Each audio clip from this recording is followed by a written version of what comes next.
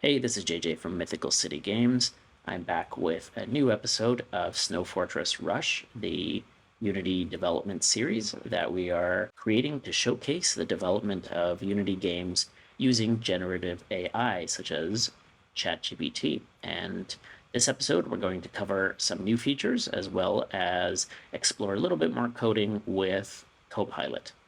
So since the last episode, we've actually gone ahead and published the game on itch, just the current sort of progress of it so that people can try it out and see the actual game that we're working on. We'll keep updating this build on itch. Right now it's set up just as a WebGL game. And so this is all done through Unity as well, WebGL export. And it's a new type of WebGL mode that is sort of a full screen WebGL, which works more like an app rather than just an embedded game inside of a window. Here we've added in a bit of instructions, little instruction screen, some level design as well. And here's our start game button from before. So now we've got our snowballs, of course, and we've got a little aiming reticle in the middle here so that you can aim, and we can, of course, destroy our snow blocks. And let's see about getting through here. One thing we notice is that the cannons, the snow turrets here, they were a little bit too hard to know if you had hit them. So we've added in a little health bar, and there you go. So that one's destroyed. From some playtesting, we also noticed that you could let the snowballs roll for a long distance and kind of hit things that were really far away while safely being behind a wall. And so for that, we've increased the friction and the drag on snowballs so that when they land and hit the snow, they don't roll for very long. And when we enter the town, we've got our win condition, we won. And we've also added this timer to give people a bit of a reason to retry the game to see if they could beat the score. So for that timer to be a little bit more useful and create some competition, we should add a leaderboard that players can view, and then they'll be able to see their own individual scores. So first thing we want to do is add in the leaderboard system. So for that, we're going to use Unity Leaderboards. So Unity has recently released their own leaderboard solution, but of course, there's lots of other places that have great leaderboard systems. Steam, of course, has its own. The nice thing about Unity's is it's cross-platform and it works on any of the stores or platforms that you release your game on. But we want to keep this system flexible so that we can use it with other leaderboard systems as well. Unity Leaderboards is part of their Unity Cloud service. This offers you the ability to integrate these leaderboards. This is a paid feature if you go beyond a certain amount of usage. So for small games or indie projects, you probably won't actually go into the paid tier for this. But of course, check the pricing and everything before you use this. To use the leaderboards, we need to go through the authentication system, which is another service that Unity now offers to create player accounts. There's a few different ways to do this. There's anonymous authentication that will just use the kind of device ID. Then there's, of course, third-party authentication. So you can use Google, Facebook, Steam, Oculus, all of these different places to authenticate your game. You can also create a email and password authentication system. But for now, we're going to keep this very simple. We'll use the anonymous authentication to keep track of player scores. Okay, so to get started with the leaderboard system, you can follow some of the instructions right here that are on the Unity documentation. It's fairly simple. Since this is a pretty new system in Unity, I'm going to follow the instructions a little bit more here rather than relying on ChatGPT or the AI to write all of this code for us or to go through this whole process with us.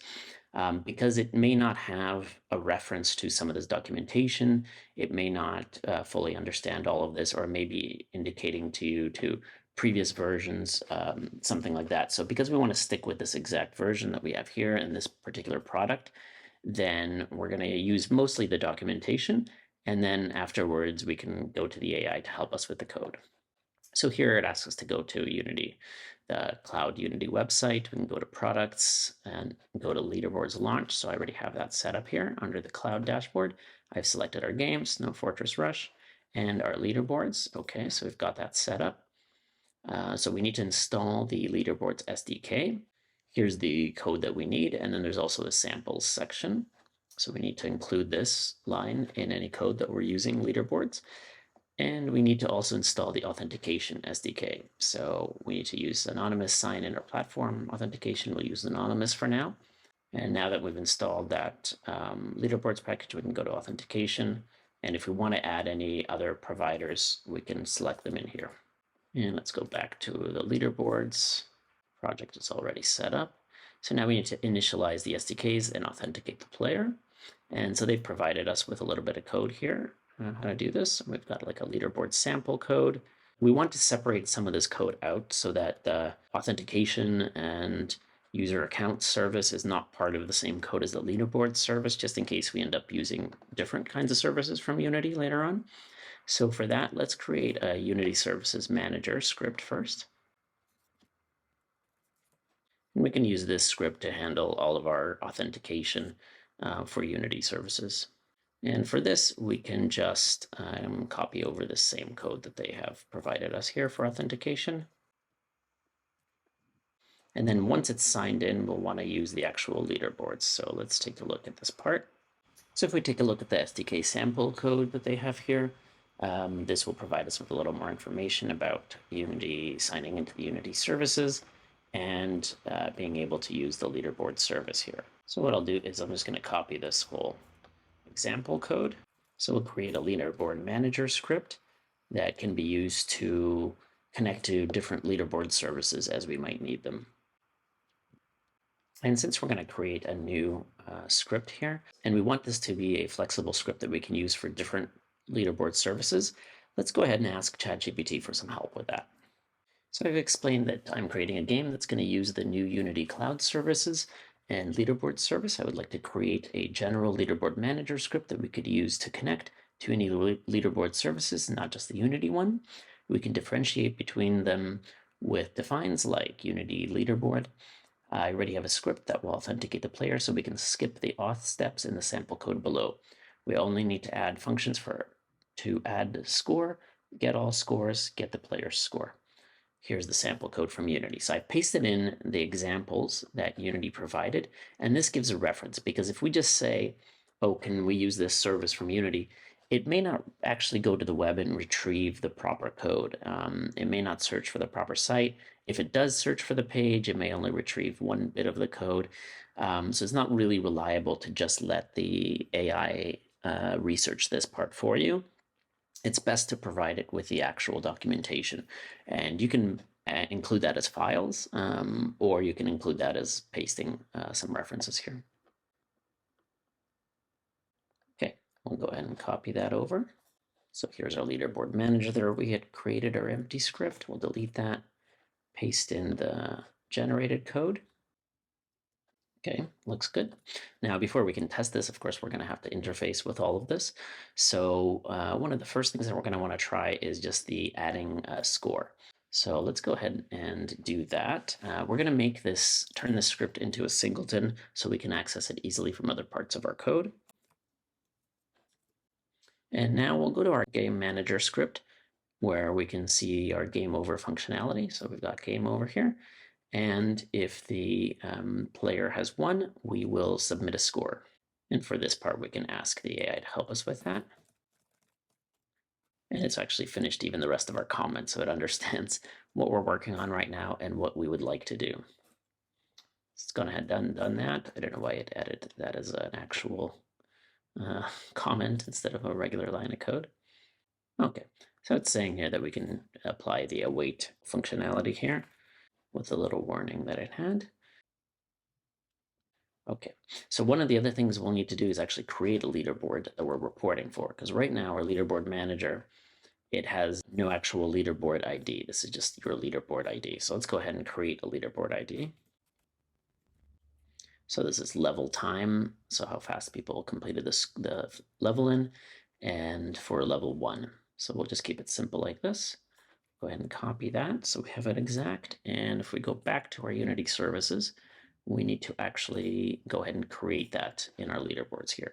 So we've got one environment in this right now, a production environment only, but it's generally a good idea to have a production and development environment so that you can not have your testing scores be mixed with the actual production scores from players. So to do that, we can click on that Manage Environments, and here we can add environment, go Development, add that. And before we can use these environments, we want to make sure that we set the correct environment for our editor. So inside the project settings, under Services, Environments, we can now select one of the two environments that we created on the site. And so we're going to select Development so that when it's in the editor, it's going to run on this environment. And then if we just go back to Leaderboards, we can add a leaderboard. Let's add this first to our development environment. So the name I'm going to paste in from what we created here. That's the ID. And then for the name, this is level or 1 time. Okay, and we've got some options here. So the lowest time is the best score in the game. In this, if we were doing scores, it might be the highest to lowest. Which way we want to rank it? How do we want to update it? So we want to do the best score. And there's also a couple of other options for improving sort of the setup of these things. So you can create daily leaderboards, weekly leaderboards, things like that. And let's go back to Unity. Okay, so we want to make sure we add our new scripts to the scene as well. So these are going to be objects that we're going to need. So let's create an empty game object. Call this services. We'll reset the position here and add our Unity services manager. Add our leaderboards manager here. And again, we can create a prefab out of that so that we can just change it easily. Okay, so I'm going to expand on this sign-in code just so at least we see a debug message that we've signed in correctly. So I'm going to delete this initial part that we had copied in.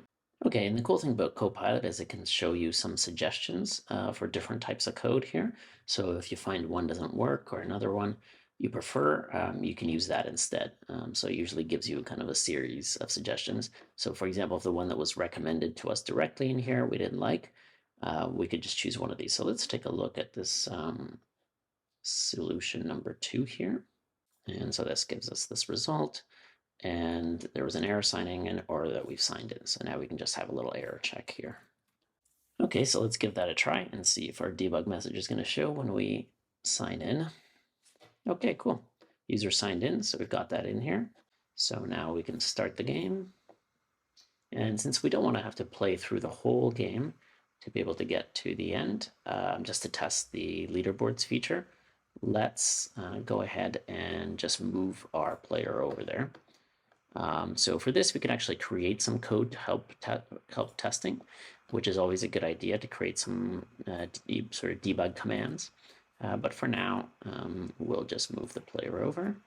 So here's our player, and we can move him over here to nearly finished area.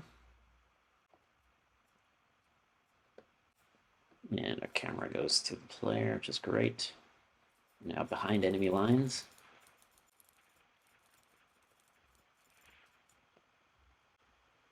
Okay, so we've finished in a record 27 seconds. Now we do have an error with our score, so this is why we tested it.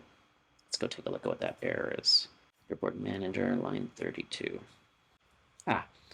Yeah, so our error is that this is a null reference, so that means we haven't yet added our define, so this leaderboard service was never actually created.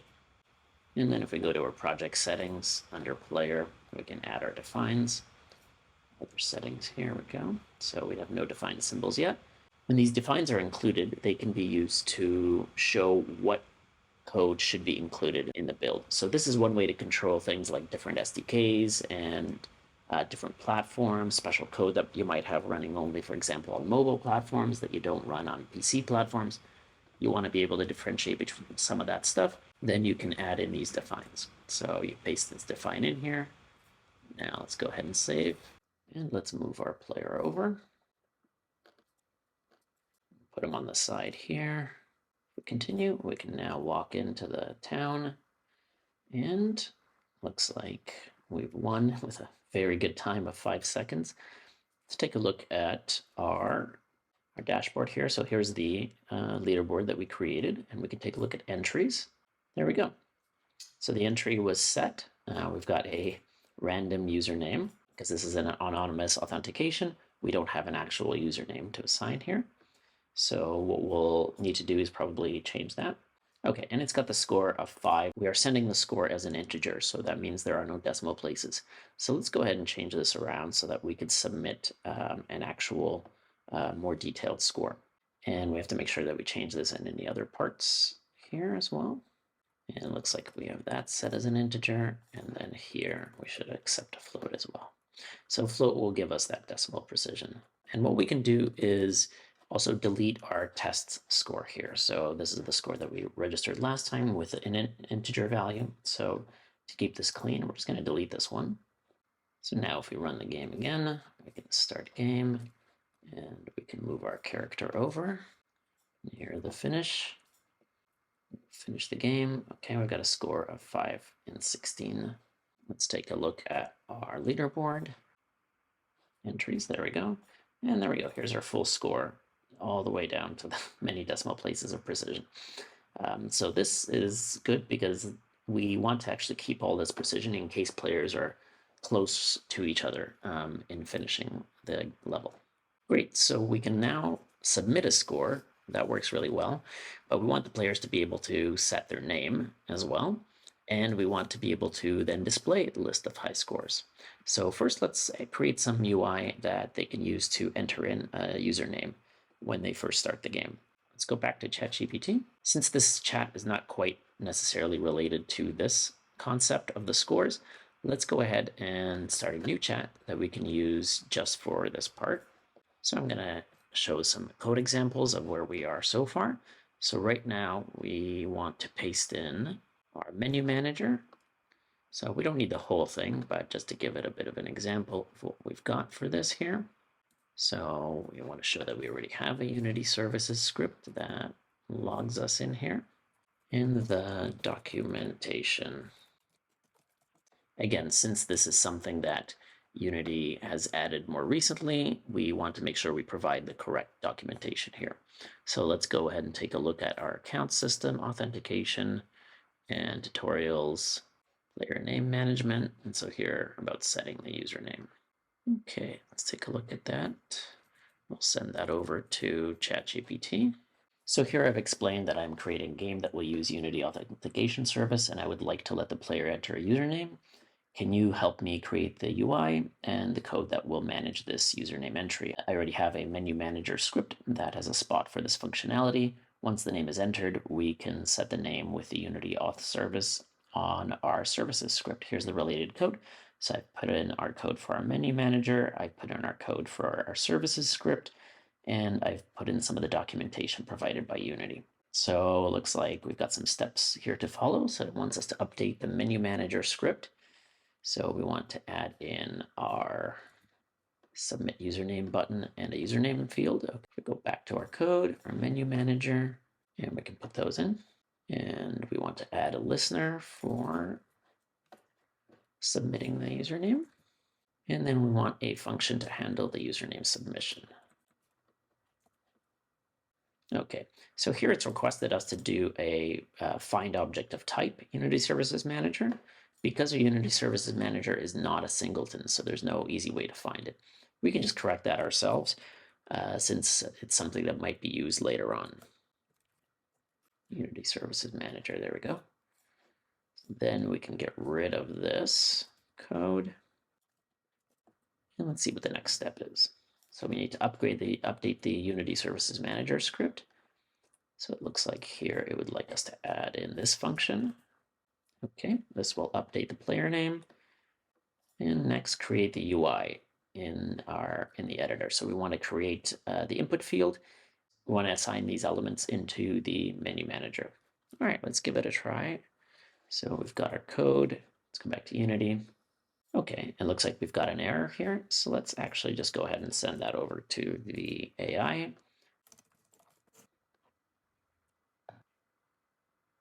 Okay, so it's given us an explanation of what the error was, which is funny because, I mean, it generated this code for us. But again, because it's generating this code as it's working, it's not really going back through and reflecting on this.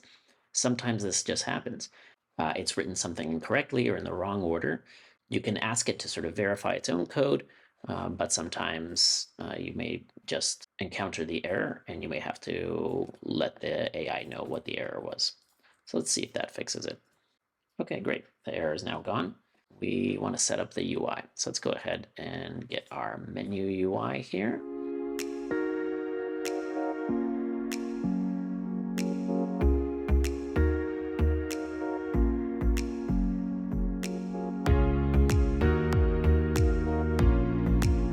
Now, since we've created a whole panel here that's going to be shown, we need to also make sure that we toggle this panel being shown and hidden. So this part we can just tweak with Copilot. So we want to make sure we add this other panel. So now we have username panel. So it actually even detected that that's probably what we're working on, since we just added username elements. So we didn't even have to type in this code as well. So let's go ahead and change this up a little bit. So our username panel, we want to make it true from the beginning. And we want to hide our instructions right now. First, we just want to let the player enter in a username. And then once they've added in a username, we want to go ahead and hide that username panel. And it's detected that that's probably what we want to do. So the AI has just written out this comment and this code for us. And then, of course, once we've done that, we want to also bring up the instructions panel. Okay, we'll need to assign that. We've got our menu UI, and we've got our player name panel. So here we go. Let's see if all of this works. Okay, so that worked. It's hidden the instructions and showed the username panel. However, it's got all our other buttons underneath here, which we don't need to show at the same time. So let's turn those off until we actually need them. And we actually want to make it false. So we want to turn off the start button and the SF Snow Fortress 2 button. We also want to hide that. And so those we'll want to turn back on once the username has been entered. Okay, cool. So now all we're showing is the actual username part here. So we can select the input field and we'll put in Mythical City as our username, submit, and we've got a log entry. Player name has been updated to Mythical City. Okay, so now if we get a new score, let's see if we can have our name be correct. So what I'll do first is I'll delete our previous score entry. We've got our last score entry here. We can just delete that one. And let's start again. Start the game. Here's our player. 6 seconds. And let's see if our score has been updated. Entries. And here's our score with our new username, Mythical City. That's great. Now let's display the user scores now that we actually have users submitting scores. So we'll need to create a leaderboard UI and some code to go along with that. Let's go back to ChatGPT. And here we can open up our previous chat where we created the whole leaderboard entry system. We can ask the AI for some help with creating the UI for the leaderboards. Okay, so I've asked it to help us create some UI to display the leaderboard. This should be a new script that can just handle the UI. It should have a function to get shown and hidden, which we will trigger from other code. The get scores functionality should allow us to request a specific leaderboard, as we might have several in the game. So right now it just sort of requests one leaderboard, but we want to make sure that we can have different leaderboards. Can you help me create the UI to handle this and the code? We probably want to present the scores in a list with a new TextMesh Pro object for each score. So the score should show the rank, username, and the score to 2 decimal places in time format, since our leaderboard is tracking time, i.e. I gave an example here. And we also have changed the score to accept floats instead of ints. So I made sure to reference that, since the original code that the UI showed us was for ints.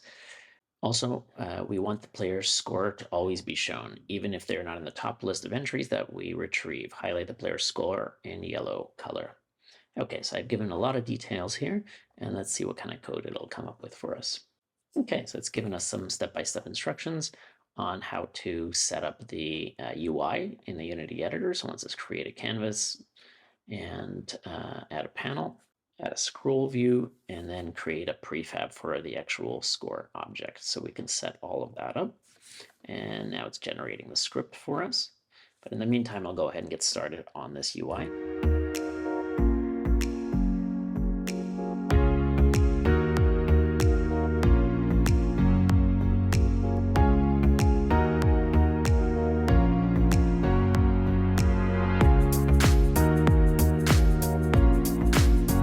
And let's see what next. So now we've got this whole script to create.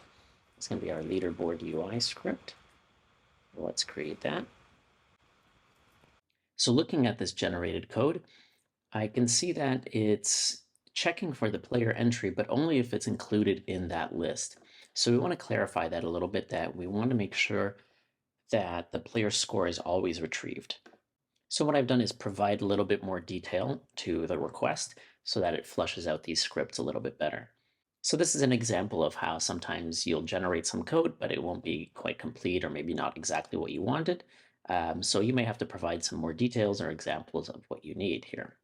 So for retrieving the scores with the player score. So this is a new function we can add to the leaderboard manager. Let's go back to that.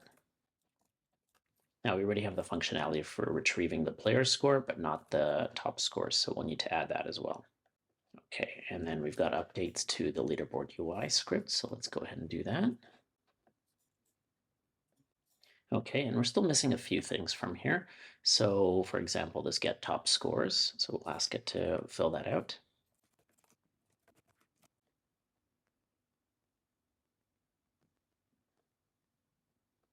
Let's copy that over. And that'll go back in our leaderboard manager here. So here's our get top scores class as well. Okay, and so we've got a few errors because we don't have this score entry yet. So let's explain that. Okay, so it's got that for us. We can paste that over our blank class. So we've got a score entry class, but it was not defined yet. So we can go ahead and put that in. So now, since we've got a bit of a longer chat in here and a lot of different code examples and sort of some conflicting code as well here, you may start to notice that it's going to give you some incomplete sort of code. Things are not matching too well together. So if that ever happens, the best thing to do is to start a new chat, paste in the code from scratch so that it's all nice and clean in one place, and then get your specific issues resolved. So let's go ahead and do that so that we can get past any of these little problems as well and make sure that all the code is cleaned up nicely. So I'm going to create a new chat with our dev helper. And here we're going to provide a little bit more context as well as the code samples. So what I've done here is just given a little bit of context. I'm creating a game that is using Unity Leaderboards cloud service. I have most of the code, but I need some help cleaning it up and making sure that we have the correct functionality. I also have the code for the leaderboard UI, and I have set up a UI that will be used to show the leaderboard. I would like the leaderboards to be retrieved as soon as the leaderboard UI is shown. Can you check the code below and provide any advice or suggestions to make sure it's working correctly?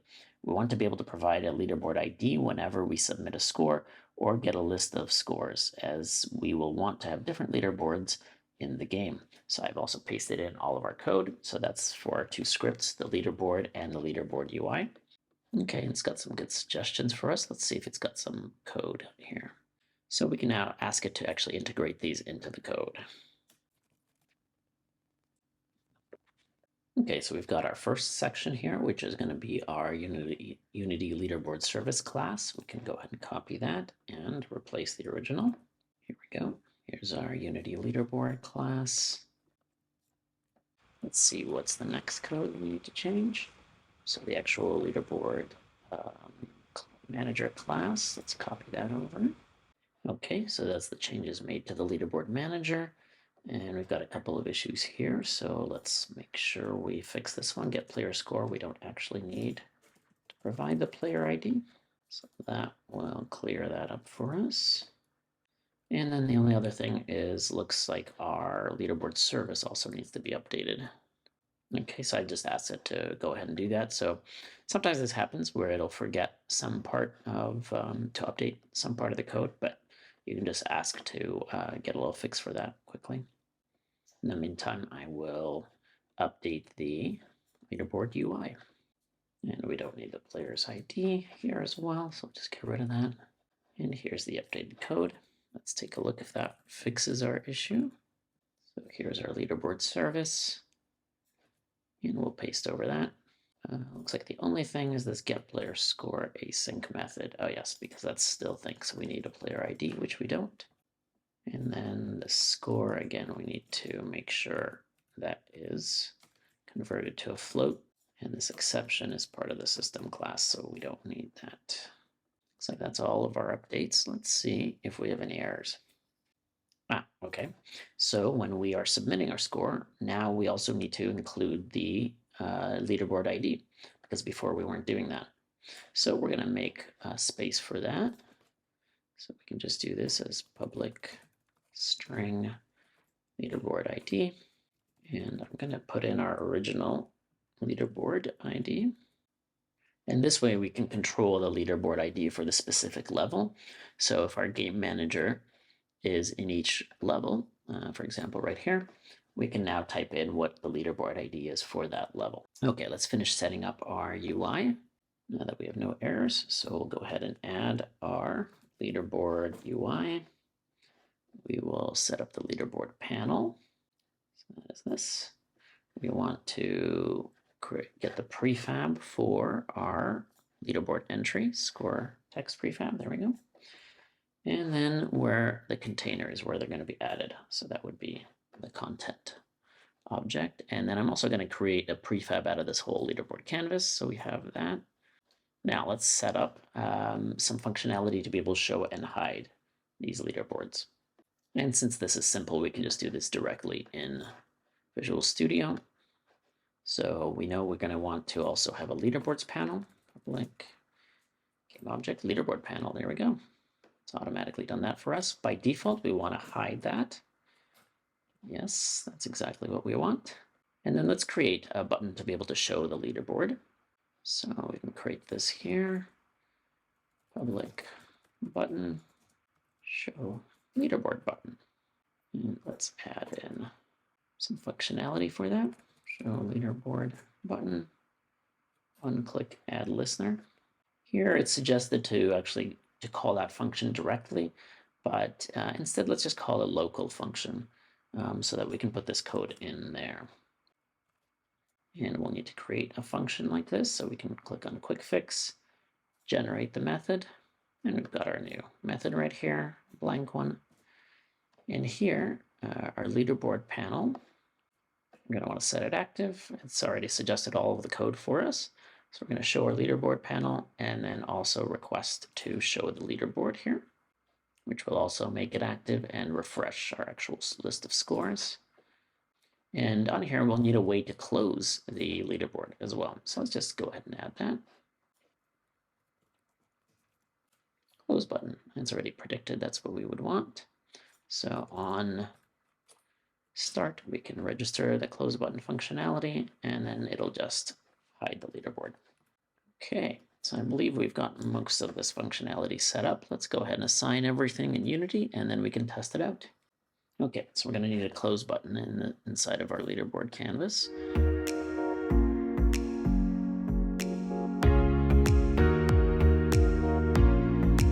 And we can assign that button to our script so that it can register itself. Okay, that's what we need to do for the canvas. The menu. Now we also need a show leaderboards button. So let's go ahead and duplicate one of our buttons. Show leaderboard button. Okay, great. Let's add the text. And we need to assign that. Our show leaderboard button. There we go. Perfect. And we also do want to make sure that this button is showing at the correct place and time. Let's go back to our menu manager.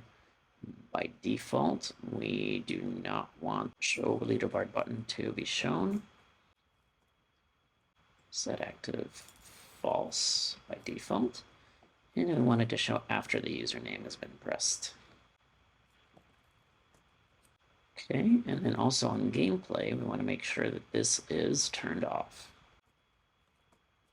Set active false, so we'll turn off the leaderboard button, and on game over, we do want it to show up again so that we can take a look at our leaderboard after we've ended the game. And let's give this a try. Okay, so we need a username. Okay, Mythical City. Now we've got our leaderboards. Okay, so we've got ourselves our leaderboard entry. Now this is showing the player ID instead of the player name, so let's make sure that's fixed up. So here we still are retrieving only the player ID. Player name, there we go. Okay, we can now enter player name and show our leaderboard. And there we go. Here's our score that we did last time, 6 seconds. And our close button works there. And if we hit start game, all the buttons are gone. So now that we have the leaderboards in here, let's wrap up this episode. We'll make a new build and publish it up onto itch.io, so you can all try it out on there. The address is on the screen here, or you can search for Snow Fortress Rush on itch to give it a try and see how the game is developing. And of course, now that leaderboards are in there, let's see how fast you can beat the first level of Snow Fortress Rush.